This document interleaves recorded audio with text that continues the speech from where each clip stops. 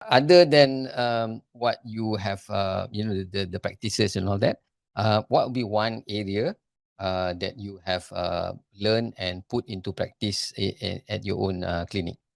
Okay. So Ada tak? masa ada lah, ada satu yang strike me masa you all cakap kan, kita encourage open communication. Ya I selalu buat macam tu.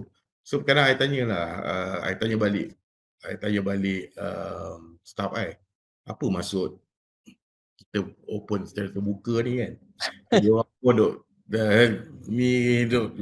apa ni, gaul kepala kan. So what I come out with the open door policy. Okay.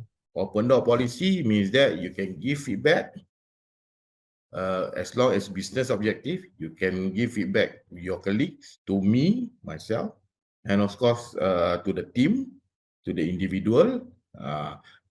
So during the meeting ke ataupun anything yang you nak escalate, you boleh buka, you datang jumpa I, tak ada masalah, without any repercussion kepada diorang.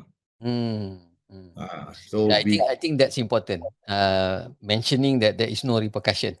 yes. Kan? Because I think that itu yang orang selalunya takut kan, sebab kita ni takut nak communicate openly sebab kita takut nanti apa-apa jadi, ada repercussion kan. So I think that's a very important point lah to note kan.